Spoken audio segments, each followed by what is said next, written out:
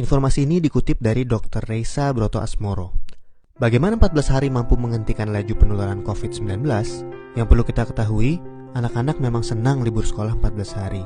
Namun sayangnya, banyak orang yang belum memahami. Mengapa 14 hari dan untuk apa? Maklum, himbauan itu tanpa disertai penjelasan yang memadai. 14 hari itu sangat penting dan harus disertai tindakan kepatuhan. 14 hari itu mampu menghentikan laju penularan COVID-19 dan mampu menyelamatkan ribuan orang. Bagaimana bisa? Begini, ketika seseorang kontak dengan apapun yang bisa menginfeksinya dengan COVID-19, maka harus ditunggu minimal 14 hari. Jika tidak terjadi apa-apa, maka orang itu aman. Nah, libur 14 hari itu untuk memotong rantai penularan, dan ini baru akan berhasil jika semua orang tetap tinggal di rumah masing-masing selama 14 hari itu. Kenapa harus begitu? Contoh, seorang anak mulai libur tanggal 16 Maret selama 14 hari. Dia akan masuk sekolah lagi pada hari ke-15. Ternyata anak ini dan keluarganya menggunakan waktu libur itu untuk jalan-jalan, mengunjungi kumpulan orang, ke tempat saudara, ke mall, dan lain-lain.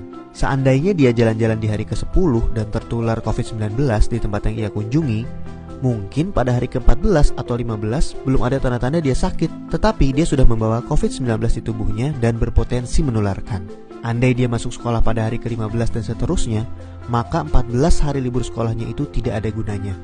Penularan terjadi juga di sekolah, efek domino akan berlangsung dan rantai penularan tidak terputus. Untuk itu semua orang harus bekerja sama. Semua warga Indonesia harus membantu dan warga harus kompak, yaitu patuh untuk tidak kemana-mana dalam 14 hari itu kecuali untuk hal yang sangat perlu.